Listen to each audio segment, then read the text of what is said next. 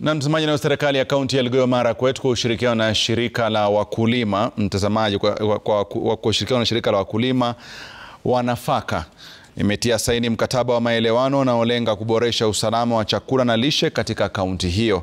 Ni kwamba kulingana na gavana wa Elgeyo Marakwet Wesley Rotich, mpango huo unalenga kuwasilisha katika shule zote za kaunti hiyo mbegu ya maharage aina ya nyota ambayo ina thamani kubwa ya lishe maarufu kama madini ya zinki na chuma. Maafisa kutoka chama cha wakulima na nafaka wamesema kuwa wataendelea kushirikiana na wakulima kupitia kituo cha huduma cha wakulima maarufu kama Farmer Service Center ili kufanya kilimo kiwe cha kuleta manufaa.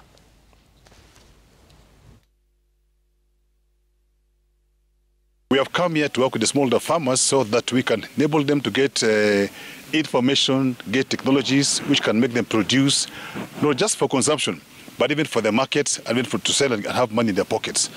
So we want to appreciate them, and also the other final thing that we have agreed with them is that they continue training our officers with the latest information on markets, latest information on inputs, latest information on agronomy, and they have agreed. Mimi kama mkulima kutoka Kaptarakwa nilifunzwa mradi wa Nyota Pins na kikundi cha CCA. Imetusaidia sisi kutoka Elgeyo Marakwet County kupanda maharagwe hii ambaye iko na zinc pamoja na iron.